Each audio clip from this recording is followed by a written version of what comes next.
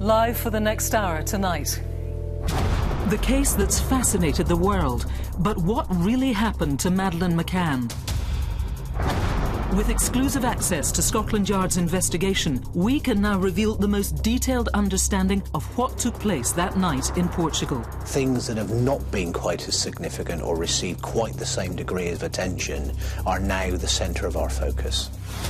The EFITs are clear, and I'd ask the public to look very carefully at them. We'll explain why the images are so critical and debunk the existing theories. We're almost certain now that this sighting is not the abductor. And Madeleine's parents tell us how they've coped in the media glare without their beloved daughter. So I kind of knew straight away then that Madeleine had been taken. It's not us that's committed this crime. It's the person who's gone into that apartment and taken a little girl away from her family. This is Crimewatch.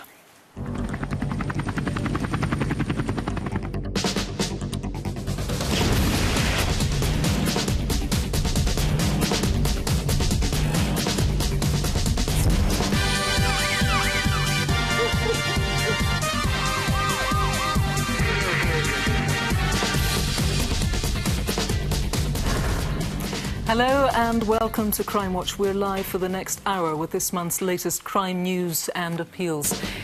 We're going to be revealing the latest Madeleine McCann findings in just a moment, and following tonight's major reconstruction, I'm going to be speaking live to Madeleine's parents, Gerry and Kate, for their latest reaction to all these new developments.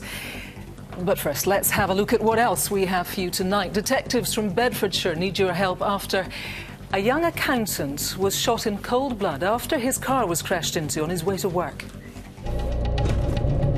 And I've just kind of kneeled over to kind of rub the bumper and see if there was any damage to it. As I'm getting back up and about to turn around, I heard a loud bang. And Martin has been out with the newly formed National Crime Agency as they tackle the use of false passports by suspected high-level criminals. National Crime Agency, open the door! Everyone needs an identity in today's society, and criminals exploit that. And, of course, Martin also has a fresh batch of wanted faces and CCTV. Yes, they include Martin David Dawson, who viewers identified after we showed this CCTV of him robbing a bank at gunpoint. You told us who he is, now we need you to tell us where he is. Remember, you can press your red button at any time until midnight tonight to have another look at all of these faces. And I've also got some unbelievable CCTV to show you. Who are the two idiots setting this Liverpudlian shopkeeper on fire? There must be very few people who don't know about the disappearance of Madeleine McCann. She was just 3 years old when she went missing whilst she was on holiday with her family in Portugal. That was way back in May 2007. She, of course, hasn't been seen since. And whoever took her, well, they have yet to be brought to justice. There was widespread criticism of the initial Portuguese investigation and even, at one point, accusations that her own parents were to blame.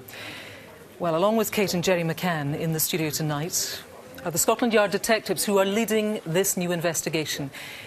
We've been working closely with them for several months to reconstruct their latest findings, and tonight we can reveal the major revelations that they've uncovered and the true significance of those crucial EFITs that you may have seen today if you've been watching the news. Now, we ask you to cast your preconceptions aside, to examine this new information and to do what you can to help find Madeleine McCann. The initial Portuguese police inquiry lasted a year. Private investigators have followed up sightings around the world, and the media storm surrounding the story came up with numerous theories. A friend of Kate and Gerry McCann has spoken publicly for the first time. Released an artist's impression of a man they believe may have abducted their daughter. But what actually happened to Madeleine McCann remains a mystery.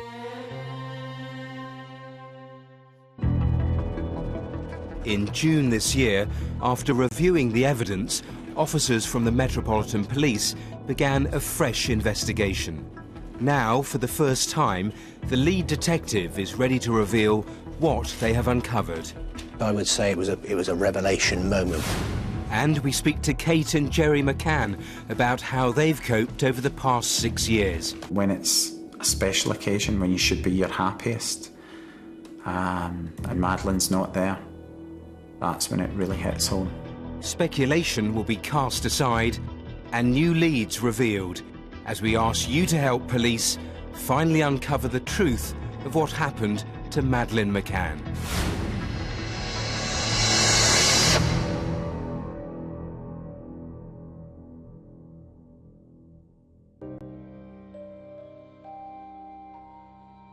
Jay, what are your first memories of Madeleine as a baby?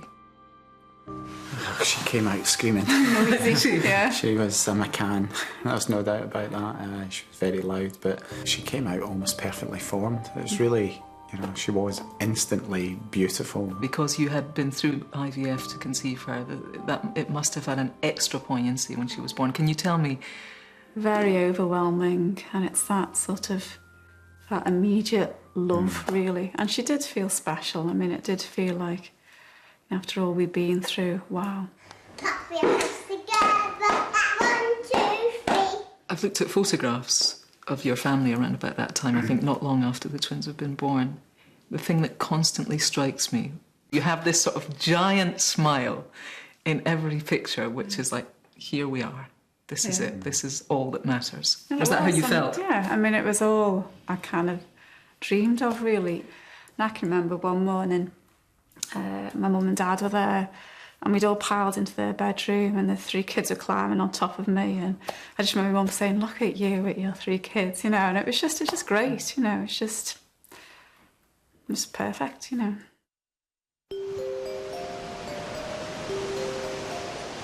The resort of Praia da Luz in Portugal is popular with families from across the UK and the rest of Europe. But 6 years ago, it became known for a very different reason.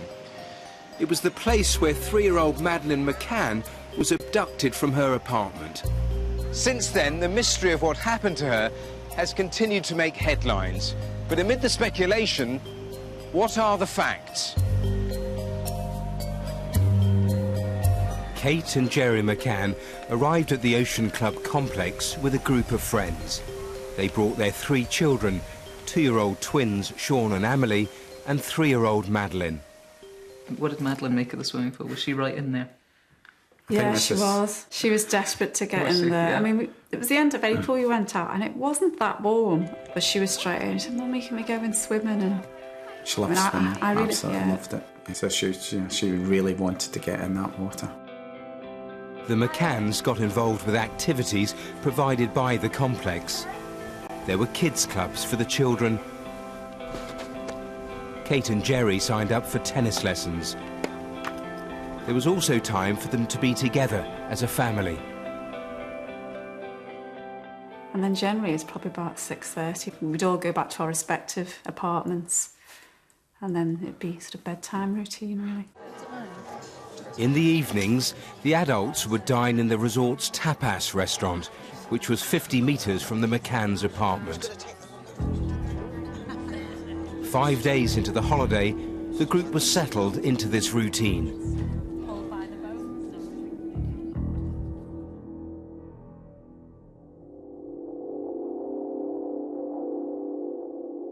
I think we all woke up around 7:30 and went through to have breakfast. And it was at that point that Madeleine said,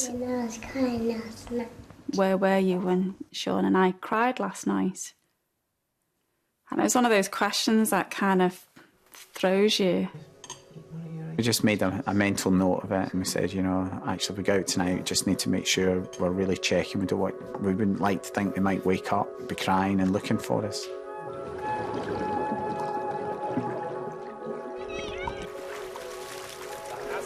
The time we had by the pool and the play area that day was a really fun time that day. It was particularly fun.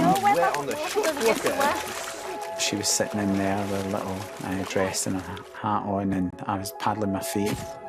And it was sunny, and that's where we've got the photograph, the last photograph. We had a lesson booked for the two of us, a tennis lesson. And then I stayed on and Kate went for a run. So at 5 o'clock I went over to meet the kids, and Kate came back from her running. Madeleine looked really tired. She was really pale and looked quite washed out. We decided to take them straight back to the apartment, and just before 6 I then headed off back to play tennis, and I left Kate to get them ready. Gerald swallowed bravely as he walked towards the floor, but the lions saw him coming and they soon... Again, it was kind of quite a nice memory, really. Madeleine was sitting on my knee and Sean and Emily were alongside. They're right, he thought, I'm used to this. We read a story, and Madeleine asked if she could put my engagement ring on, but she did quite a bit, so she had that on, and yeah, it was just a really nice moment, really.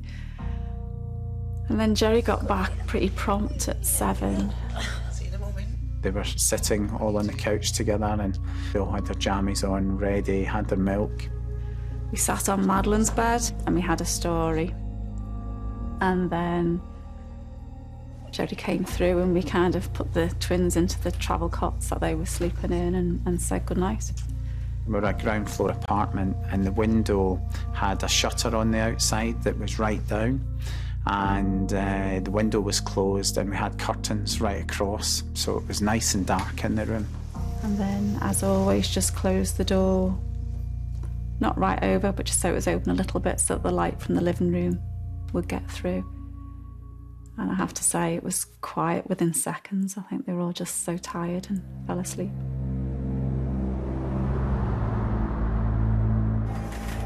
The McCanns left their apartment at 8:30. They were joined at the tapas restaurant by their friends Matt and Rachel Oldfield and Jane Tanner and her partner Russell O'Brien. I'm going to go and check on my little one. At about 9 o'clock, Matt left to make sure his children were all right.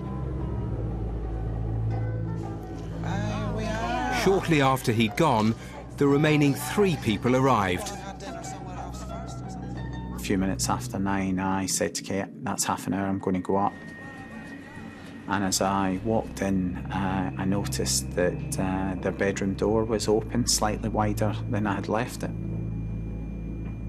So I actually went into the room and I stood. I could see the twins clearly in their cot, and Madeleine was lying there, sound asleep. On his way back, Gerry stopped to have a chat with a fellow guest. Yeah, it's going really, really well. I'm enjoying it. At about the same time, Jane Tanner went to check on her children. Her route took her past the McCanns' apartment.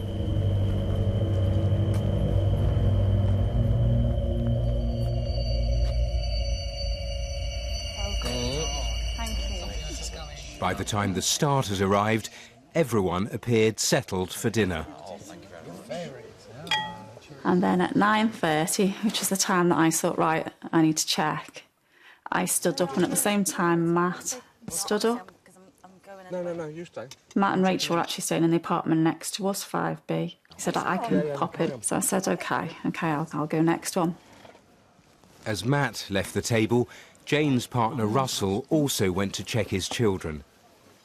Matt went, checked, and when he came back, he said, everything all right? He said, yeah, it's all quiet. All right. Yeah, is everything okay? Everything's fine, all quiet. Right. Yeah. Russell stayed behind as his daughter had become unwell. Jane went to relieve him once she'd finished her meal.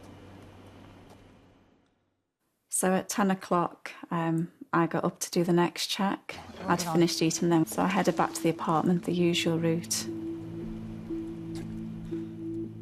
And I just stopped and listened in the living area for a bit, and it was all quiet. But it just caught my eye that the children's door was quite far open. And at that point, I thought it must have been when Matt checked and he's left it open. And as I was just drawing it over, it was like it had been caught by a draft, and it just kind of slammed shut. And it was only at that point, really, that I kind of, as I opened it a bit, I kind of looked into the room. And I guess I was looking at Madeleine's bed, and I couldn't make her out. And then I realised actually she's not in that bed. And I thought, oh, I wonder if she's woken up, gone through to our bed. She wasn't in our bed. And that was the first time where I guess, you know, a panic kicked in. And it was literally at that point, the curtains that were closed just kind of whoosh. And then I could see that the window being pushed right over and the shutters were up. So, sorry. So I kind of knew straight away then that Madeleine had been taken. Within hours of Madeleine going missing, the world's media had descended on the resort. Searches of the local area were carried out while reporters camped outside the apartment. A day after she disappeared, Gerry gave a statement to the press. Words cannot describe the anguish and despair that we are feeling. Later, Kate made an emotional speech after visiting the local church. Please continue to pray for Madeleine. She's lovely. As the McCanns and their friends tried to piece together that night, Jane Tanner remembered seeing something that was to become the main thread of the investigation. When she'd walked past the McCanns' apartment at about 9:15, she had seen a man. He was carrying a child. Her description helped create this artist's impression. Was he the man who took Madeleine? A month after her disappearance, the McCanns made an appeal on Crimewatch. For the Crimewatch viewers at home, I think this would be a good time now to review all the information. These are virtually identical to the pyjamas that Madeleine was wearing when she was taken. By now, Madeleine's abduction was a major news story all over the world. But not all the publicity was welcome. The day that you yourselves were named as being suspects, tell me about that day. I think Gerry was scared because he knew that we were in a system that we didn't know, and I think I just lost it. Actually, I was upset, but I was angry, and I just thought, you know, it's just crazy, you know, it's unjust. We're never going to find Madeleine. In July 2008, more than a year after she disappeared, the Portuguese investigation was closed and all suspects, including Kate and Gerry, were formally cleared. The McCanns continued to campaign for police to reopen the case of their missing daughter. Do you always feel conscious that there's a Madeleine-shaped hole there? When it's a special occasion, when you should be your happiest, and Madeleine's not there, that's when it really hits home. Obviously, Madeleine's birthday, it goes without saying, but it's when you're really getting your... Yeah, it's when you have the big family occasions, really. I mean, that's basically, isn't it, a family occasion? Yeah. And you haven't got your complete family. In 2011, the McCanns made a direct appeal to Prime Minister David Cameron for help in the search for Madeleine. In an unprecedented move, a team from the Metropolitan Police was given the go-ahead to review the massive evidence that had come from Praia da Luz. Would the UK's top detectives be able to crack a case that had baffled the world?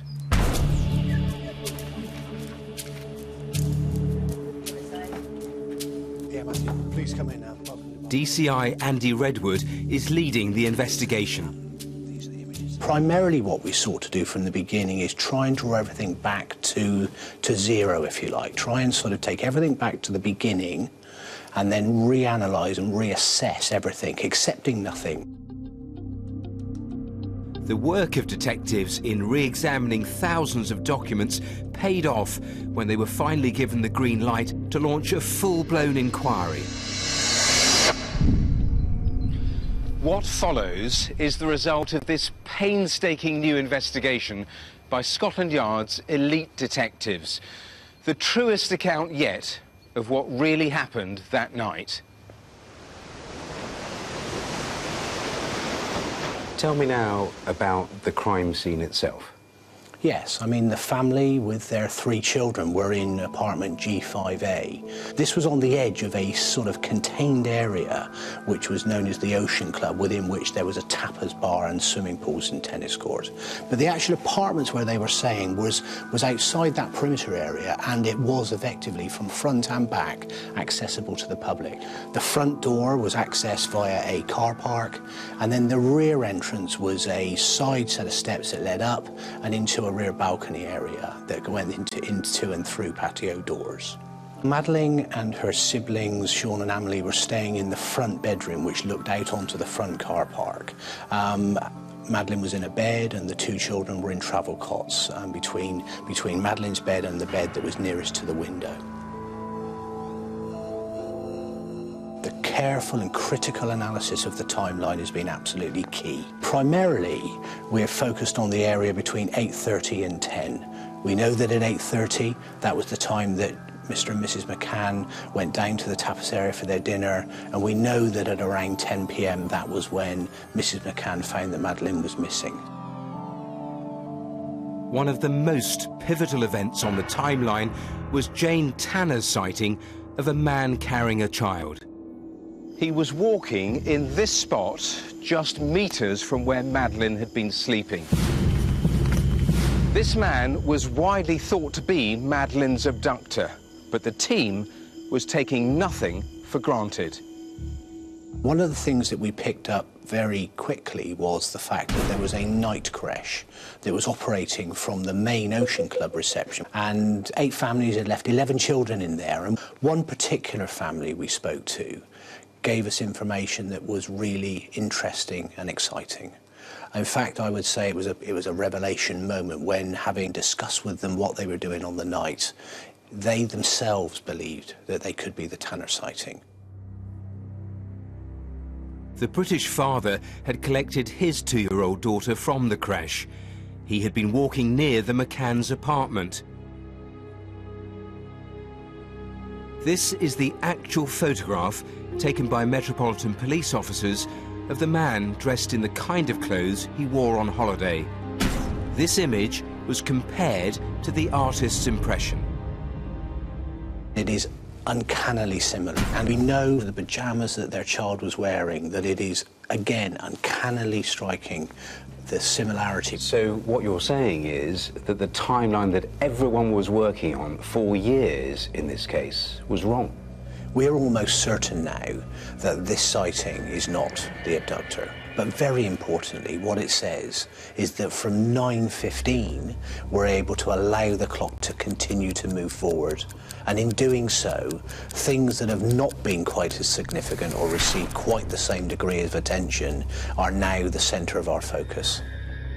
This was an enormous discovery for the team, an innocent explanation for the suspect who'd been at the centre of the case for 6 years. Their attention quickly turned to another sighting, which could now be the key to the entire mystery. It was here at 10 p.m. that an Irish family witnessed another man carrying a child. They saw him come down the hill from the direction of the Ocean Club, heading that way towards the beach. Could this have been Madeleine and her abductor? He was a white man with brown hair, and the child that he had in his arms was described as being about 3 to 4 years of age, with blonde hair, possibly wearing pyjamas. A description very close to that of Madeleine McCann. 2 of the witnesses helped create e-fits of the man they saw. Today, for the first time, we can reveal the true significance of these images. This could be the man that took Madeleine, but very importantly, there could be an innocent explanation. The e-fits are clear, and I'd ask the public to look very carefully at them. And if they know who this person is, please come forward.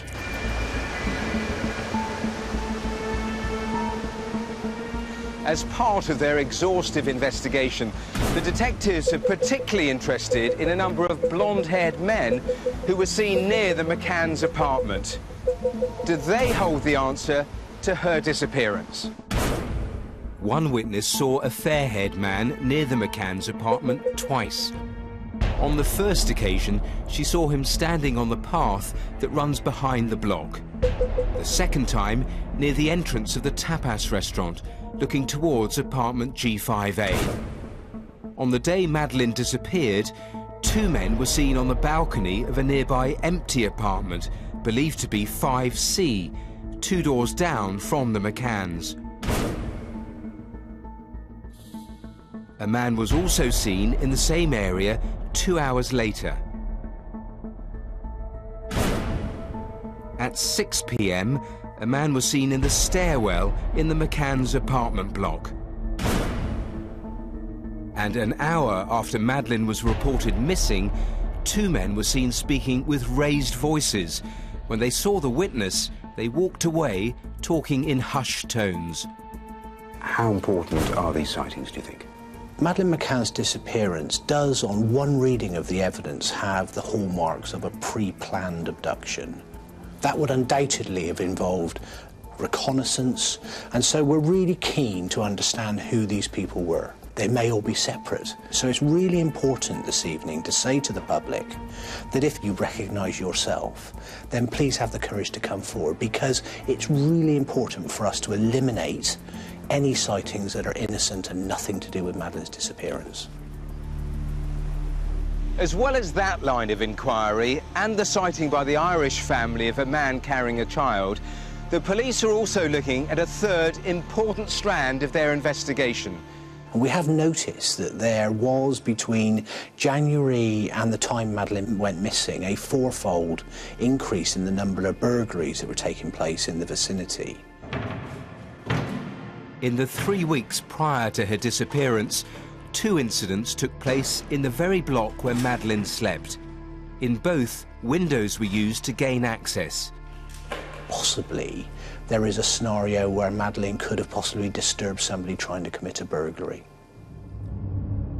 To date, nobody has been caught for these crimes.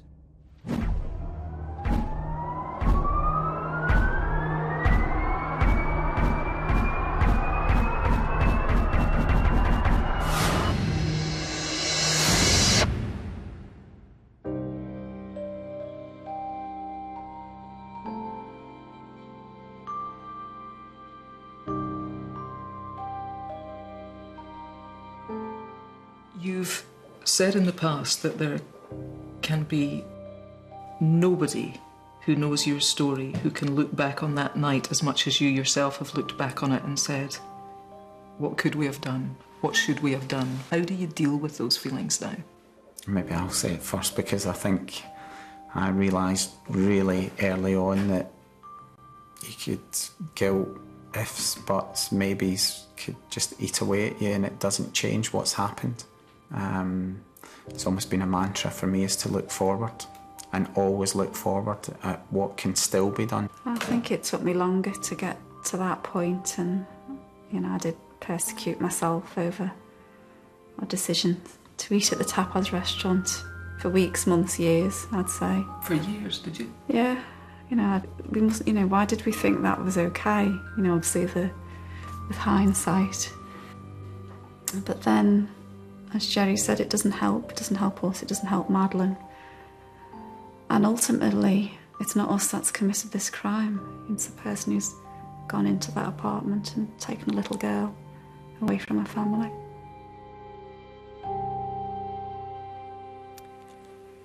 That's what they've done. They've taken a little girl away from her family. Let's speak now live to DCI Andy Redwood, who, as you've seen, is leading this big investigation and has taken the time to join us here tonight. In front of you and your team has been a massive task. You genuinely feel that you are making significant advances here, do you? Yes, we do. We are making good progress. There is still much to do. But our revision of the timeline and a re-emphasis on events beyond 9:15 means that we are bringing new information this evening to the public. OK, tell me about that then. Let's focus on 10 p.m, let's focus on this sighting, and you tell me what's important and what people watching need to concentrate on tonight. Well, at 10 p.m, we can see a man walking down towards the sea, a white man in his 30s with brown hair, and in his arms is a child, 3 to 4 years of age, blonde hair, wearing pyjamas, very close description to that of Madeleine McCann. 2 EFITs that have never been in the public domain of this one individual. Really important for us to understand who he is. Andy, another aspect that seems to me very important are all these different sightings of might be the same fair-haired man, might be a different fair-haired man. Give us a bit more detail on those. Well, there is a number of incidents on both the day that Madeleine went missing and in days leading up to her disappearance, where 1 man or 2 were seen lurking around the apartments. Now, there may be a completely innocent explanation for that, but we really need the public to help us to identify who these men are. OK, you said to Matthew there was this spike, this 4-fold increase in burglaries around about the time that Madeleine was taken. And also there was a rash of, now, we are calling them charity collections. Who knows if that's what they were. You think both of these things also might be something that has an important aspect in terms of the investigation? Yes, on the afternoon that Madeleine disappeared, at between 3:30 and 5:30, there were 4 charity collector events where 2 men went to residential apartments in streets very close to her apartment. And certainly on one of those events at 4 p.m, there's an EFIT that the public can look at now, a man with black hair, right, that we really need to understand more about and identify who this person is. And just, it was around about a week before there was another significant, again, let's call it a charity collection sighting. Tell me about this. Yes, and this was actually the week before Madeleine disappeared. In the apartment where she was staying, a man, and the EFIT is in front of the public now, again with black hair, went up the rear steps and approached a gentleman on the balcony. And again, there are certain elements of both that event and the event on the 4 p.m. on the day with the EFIT we've shown prior to this that have resonance between each other. Really important for us to identify who these individuals are. That's for sure. DCI Andy Redwood for now, thanks very much for taking the time for talking to us. So let's then join Madeleine's parents. Let's talk to Kate and Gerry McCann. You saw there. For us, they were reliving that entire traumatic day, and nice to see you again, and I'm sure it can't have been easy. Gerry, if I can come to you first. You said the first time that you made a public statement that words cannot describe the anguish and despair that we are feeling. I wonder tonight, having come all the way that you have and having fought as hard as you have for this investigation, hearing the new information, what are you feeling tonight? I think we're feeling hopeful and optimistic. All along we've said that a review needed done, and I think the Metropolitan Police have done a great job in piecing things together, bringing all the information and really identifying new pieces of information that really are taking us further forward. Kate, I was entirely conscious as I was speaking to you and Gerry when I was interviewing you, that of course I was asking you about the most traumatic and awful day of your life. Of course there is a reason for doing that. People watching tonight might say, well, you know what, Kate, it's 6 years on. What do you think is going to come out of this? You're putting yourself through all this heartache. What on earth can happen next? What would you say to them? It doesn't matter how much heartache we put ourselves through, so long as, we get the result that we need. As Gerry said, the Met have made huge progress, and that's given us great hope that we can find Madeleine, that we can find out what's happened and bring us some answers. As well as all the other cases over the last few years of children who've been found after being taken for a long time. These cases can get solved, and I think that's what the public need to think about tonight, the new information, and really rack their brains and come forward, really. I was very conscious when I spoke to you. Actually, you said something to me that you didn't say during the interview, but you said later on when we were chatting off camera, and you said to me, Kirsty, the younger that a child is abducted, the greater chance statistically there is that that child will be found alive. Now, obviously, you have had to become experts in this, but I very much got that feeling that for both of you, there is hope there still. I think absolutely. We don't know what's happened to Madeleine. We don't know who's taken her. Probably our best chance of finding her is identifying that person, and that's why the EFITs and sketches and the new information tonight are so important to us, because that's probably the best chance we've got of finding Madeleine. Can I just ask you briefly, Kate, for anybody watching tonight who thinks, I know something, I don't know if it's worth phoning in, what would you say to them personally tonight if they're watching? Please, please have the courage and confidence to come forward now and share that information with us. You could unlock this whole case. So please, the general public have been fantastic, but please stay with us and come forward. We wish you and we wish the twins all the very best, and thank you very much for taking the time to talk to us this evening. Thank you. Thank you. Right, there you have it. Now it's your turn. If you recognise the man that we've shown you tonight in these EFITs, there he is again, or if you have any single scrap of information, could be about the sightings of the fair-haired men, it could be about burglaries in the area, I would urge you please to do the right thing and call our studio now. You know the number. It's 0500 600 600. You can also call the incident room if you'd prefer. Let me give you the number for that. That's 0800 096 1011. Let's go to Martin. We start tonight's Wanted Faces with Martin David Dawson. Now, he was identified by Crimewatch viewers after we showed this CCTV of an armed robbery at the Britannia Bank in Newport in Shropshire in June this year, during which the cashier was threatened with what looked like a handgun. 49-year-old Dawson has links to Derbyshire and Staffordshire as well as the northwest of England. Number 2 is Fidi Utmanzai. Now, he escaped from a secure psychiatric hospital in 2010 where he was being detained after being convicted of manslaughter. The 23-year-old, who is originally from Afghanistan, has links to the Haringey and Twickenham areas of London and to Newcastle and Pakistan. He has a cigarette burn scars on both of his forearms. He's considered to be dangerous to the public, so if you see him, call the police immediately. Next is Thomas Francis Hallisey. Detectives want to speak to him about an aggravated burglary in Leicester in March when the victim was threatened with screwdrivers and a pair of scissors. The 36-year-old, who's from the travelling community, is known to have links to Rochdale, Manchester, Cambridgeshire and Nottinghamshire. He's also thought to be dangerous, so again, just call 999 if you spot him. And lastly, for now, is Roger Lim. But he also uses the first names Darren, Christian and Christopher and the surnames Smith, Nelson and Oates. Detectives want to trace him in connection with a serious sexual assault which happened after the victim had met a man through a dating website. The 42-year-old, who's originally from Derbyshire, has tattoos on both arms, one of which depicts a tiger or a lion and one which is a bird of prey. Now, all of tonight's faces are on the website and you can also see them again by pressing your red button. If you know where they are, call and text the numbers on screen. Texts will be charged at your standard message rate. Well, time now for some crimes caught on camera, starting with that terrifying arson attack on a shopkeeper in Liverpool on a Saturday evening in June. 2 hooded men rush into the store and spray the floor with flammable liquid. As the shopkeeper approaches, the attackers ignite the liquid, engulfing him in flames and leaving him with serious burns. Now, the men responsible may be hiding their faces, but someone knows who they are. Name them tonight.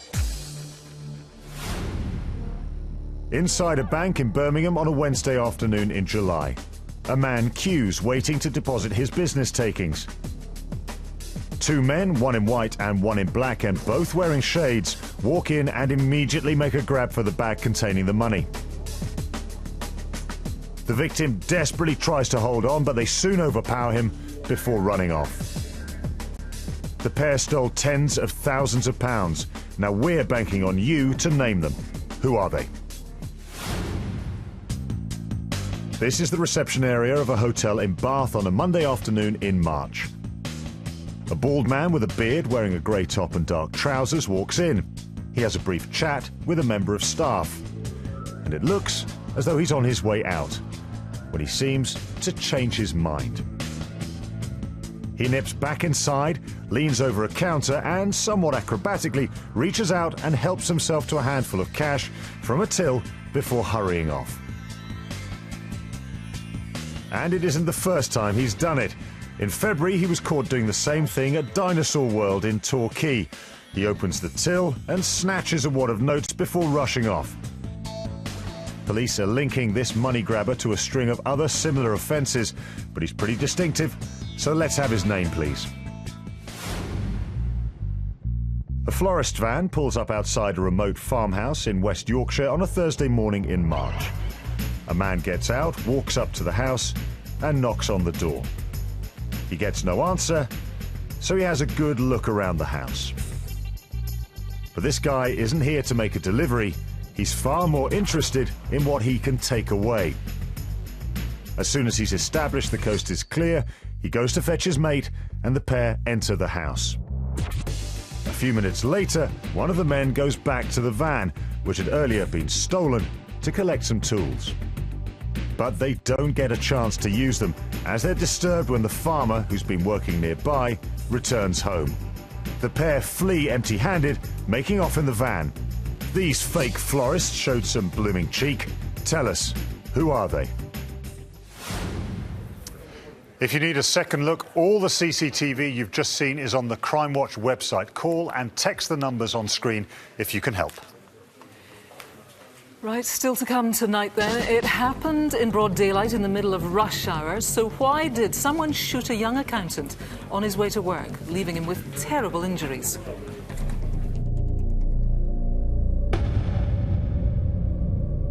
I've had overall 7 operations now on my leg. The next morning I was told by the doctor I'd actually lost something along the lines of approximately 18 bags of blood. But before that, let's just see what has already come in on the phones. Matthew. Well, let's get the latest on tonight's Madeleine McCann revelations. The lead detective, Andy Redwood, is here again. Andy, new witnesses, new leads, a new timeline. What has come in? Yeah, we've had a really fantastic opening to the programme this evening, Matthew. You know, we've had some really good calls, particularly in relation to the revision of that timeline. The man seen walking down towards the sea at 10 p.m. with a child in his arms. On description, looks like Madeleine McCann. 2 callers have called with the same name of a man who fits one of those e-fits. Another caller identifying, providing a name from one of the e-fits. The man was actually in Portugal. Blonde males, burglary information, charity collectors. We need the public to continue to call in. Really, really good and positive response this evening. Andy, I'll let you get back to the calls. Thanks very much. Kirsty. OK, so it seems to me the lines are very busy tonight, not surprisingly. If you're calling, you can't get through, please keep on trying. We really do want to hear from you. Now, though, it's time for a roundup of the latest crime news. Busy night, Matthew. What have you got for us tonight on the news? Well, news on a case we featured last year. 48-year-old Javed Ali died after being stabbed in the neck in his shop in Paisley, near Glasgow, in June 2012. Well, 3 weeks ago, 31-year-old Lee Anderson from Paisley was found guilty of killing Mr. Ali. Anderson's own mother even emailed Crimewatch naming him after our appeal. Incredible. He was charged with murder but convicted of the lesser charge of culpable homicide and sentenced to 15 years in prison. Now, Javed's son, Abbas, gave us his reaction. We're just glad that he's been convicted. That will allow us a chance to move on. Sometimes you feel that he should suffer the same loss that we have, but I don't think to be angry is the best way to deal with this situation, because ultimately I think it would turn you bitter, and that would affect you for the rest of your life as well. Well, that was the family's reaction. The detective who led this investigation said the information they received after Crimewatch was invaluable in convicting Anderson. It was really complex from the start. And whilst we had several lines of inquiry, we investigated them thoroughly, but we never had that piece of crucial information that we'd require to build a solid case. Crimewatch gave us that ability to reach into people's homes, and we followed up a number of lines that came in. Some of that formed part of the investigation and indeed the prosecution case. Matthew, thanks very much for that update. Now, the morning commute to work is a pretty mundane part of everyday life. Imagine the horror then for 27-year-old Atif Ali, a law-abiding accountant from Luton who was doing just that. He was going to work when, out of the blue, someone tried to kill him. Police have been met with a wall of silence, but are convinced there will be people watching tonight who know who did it and why. Hand it, mate, please. Ambulance emergency. What's the address of the emergency? Leicester Road, outside the Leicester Arm. The man's been shot in the leg. He's bleeding a lot. Okay, just bear with me. So Atif's a very happy-go-lucky person. He's always done a lot of work for charity. He's always put others first before himself. He's very sporty, he's very active. He loves playing cricket, football. He's very popular with his friends. He was always happy, he's always smiley, never hurt anyone in any way. As a person, you know, he's someone that I would describe as always putting others first before himself. On that morning, I woke up and I was actually running a bit late for work. Just jumped out of the house. I think I must have had a bit of tea or something. I don't think I had breakfast properly, and I was just in a rush, so I got into my car and I started driving off to the bottom of the road.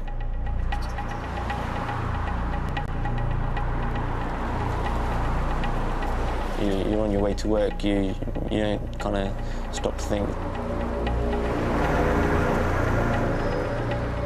As I've come to a T-junction, I've stopped my car, so I felt a bit of a jerk in the car, as if someone had bumped me from behind.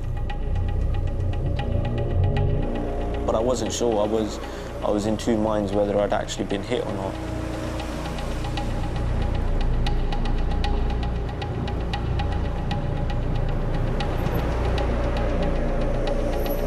As I've got out of my vehicle, gone to the back end of my vehicle to check my bumper at the back on the far side, and I've just kind of kneeled over to kind of rub the bumper and see if there was any damage to it. As I'm getting back up and about to turn around, I heard a loud bang. And straight away I lost my balance and I fell to the floor. I was in the middle of the road at that stage, and the first thing that came to my mind was I need to get off the middle of the road, because I thought this guy's going to run me over if I don't get myself off the middle of the road.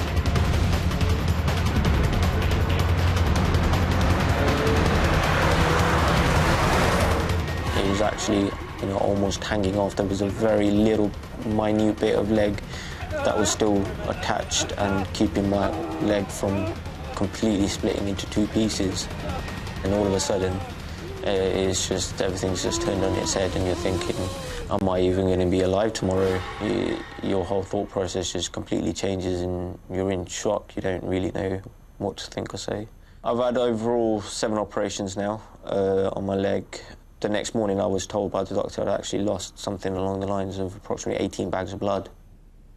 When we see Asif in that state, all of us are hurt, and that happiness has been taken away from our family. So that, in a way, that's probably the biggest thing that's impacted our family. That someone's just taken our happiness away. I have no doubt the intention was to kill Atif. If Atif had not stood up when he did do, there is every likelihood that he would have been shot in the head. We do know that Atif was followed from his home address by that silver Ford Mondeo, and in between that car and his car was a black Audi A6 motor vehicle. We're looking for the occupant of that vehicle to see if they can help us with the description of the person that was in the silver Ford Mondeo. The vehicle driver got back into the silver Ford Mondeo, abandoned the vehicle in Sandgate Road near the junction of Fieldgate Road. There's lots of people about at the time, and I'm appealing for those people that haven't come forward to come forward and let us know what they saw. I'm particularly interested in the way that those two gentlemen made off, and to find out if they did get into another car or which way they went. I'm very confident that there's people out there in the community who know who's done this, and also why that person has done this. And I'd urge those people to come forward and contact the police and tell them what they know. It's not even for my sake, for the people that are around me, my family, my friends, people of the community. There's so much more to it. So many people have been affected by it. It's affected so many lives. Well, Detective Inspector Ian Morgan joins me now. Can you give me a sense of the sort of injuries and how serious they were that Atif sustained in this attack? Atif's lucky to be alive. He suffered devastating injuries that are really going to stay with him for the rest of his life. Very brave young man. Let's talk about the cars. You've got CCTV. We saw it in the reconstruction. Let's take a look at it again. Yeah. What's important here? Pick out the detail. Tell us what's important. We know that when Atif leaves that morning, he's followed by the black Audi and then followed up by the silver Ford Mondeo, the registration number of which is YM02XYJ. We're trying to find the occupant and driver of that vehicle, along with the occupant and the driver of the black Audi, who we believe may be a vital witness. We should make it absolutely clear that the previous owner of that Mondeo, who you've traced, has got nothing to do with this at all. So it's that car and the Audi. You've also got a pretty good description of the gunman himself. Take us through that. We've got a description of a male with a dark complexion, about 6 foot tall, and he's carrying a yellow JD sports bag, we believe, like this one. OK, and show us the other side of that as well, because it's very distinctive on both sides. OK, there we go. Thanks very much for updating us on that. Atif's family have offered a 15 grand reward to anybody who gives information that results in a successful conviction.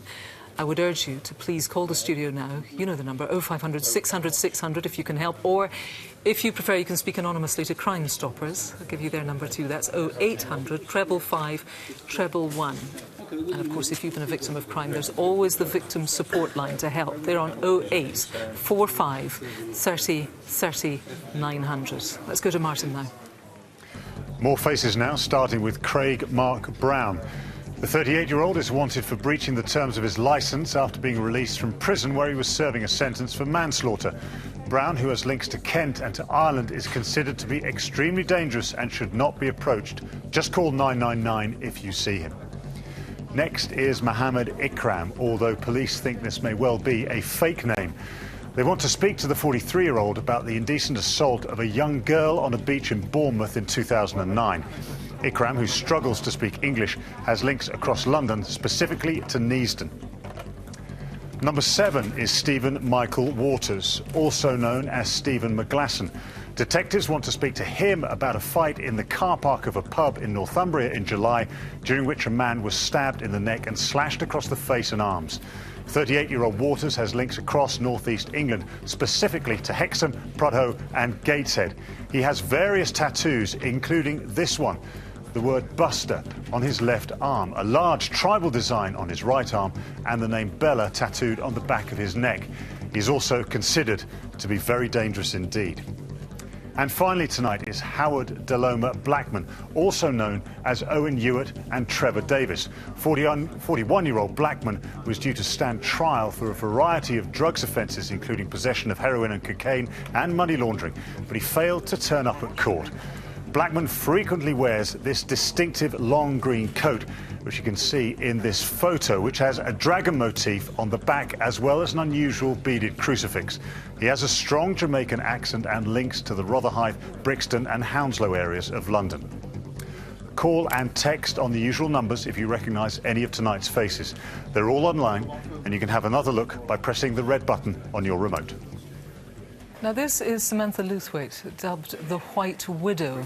There were reports that she was linked to last month's deadly terror attack on a Kenyan shopping centre. That's not been proved. But it's believed that she travels using a number of false identities, including this here, South African passport. The attack in Nairobi has highlighted the threat posed by terrorists and other serious criminals who are able to slip across borders using fake IDs like this one. Well, last Monday, the National Crime Agency launched with a major crackdown on fraudulently obtained documents. Martin's been given special access to their very first operation.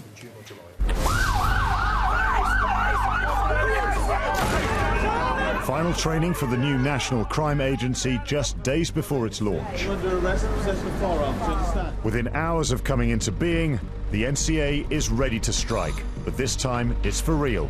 The first priority, tackling the fake identities used by major criminals. Officers here are preparing to carry out a raid on people they suspect of using fraudulently obtained but genuine documents, otherwise known as FOGs. These would include things like birth certificates and passports. The documents themselves aren't fake, but the identities are. Everyone needs an identity in today's society, and criminals exploit that. These are serious organised criminals. You don't just go out and get a fraudulently obtained genuine document for no reason. They use them for many different things. Terrorism, also sex offenders use them to travel as well, particularly the UK passports. So it's vital that we take these documents out of circulation. This early morning raid is one of several being coordinated across England and Scotland over the next few days. Fake documents link into every area of crime, and officers need to be prepared for every eventuality. Each individual operational team will have to make a risk assessment when they actually arrive at the address. Chances are that they've already made an assessment of how the actual address is made up, where the front door actually is, whether there's access points. They'll gain access to that front door and will be in possession of a search warrant. In rural Cheshire, the team suspect a man of using a false passport. Well, I'm here today to arrest you for obtaining property by deception, namely a fraudulently obtained genuine passport. Well, entry was made to the house very quickly, very easily, no problems there. The suspect has been arrested and is now in custody. More than 200 miles away in South London, and another team hits the next target. National Crime Agency, open the door! Officers from the National Crime Agency, I'm arresting you on suspicion of obtaining property by deception. 2 counts, namely passports. This particular address, an arrest has been made. That person has been taken to a local police station where he'll be booked into custody. It's most important that we focus on these type of criminals, because once you've got a fog passport, what happens is the likelihood is you can then obtain a driving licence and then other breeder documents as well. So you then find that criminals have numerous identities and they travel on one identity, get to perhaps an international hub, change their identity again and then travel on again. This operation means that we can stop that identity crime and stop their actual criminal activities by taking those documents and them out of circulation. Well, Keith Bristow is the Director General of the NCA, the man who runs the whole shebang. He's here with us tonight. We saw the work that your officers do there. It used to be called the Serious Organised Crime Agency, and the sceptics, the critics say, you know, this is just a bit of slick rebranding, and actually it's not going to make much difference to the work that's done. How do you reply to that? No, this is quite different. For the first time, a single agency will lead the UK's fight to serious and organised crime. Working with the police and other law enforcement agencies, we will identify, we will assess serious and organised criminals and their groups. We'll ensure they've got the right law enforcement response targeted at them, and we will continually disrupt everything they're doing using every lawful and ethical technique available to us. What you want to do is track down the big gun fugitives here. You've brought some faces along here tonight.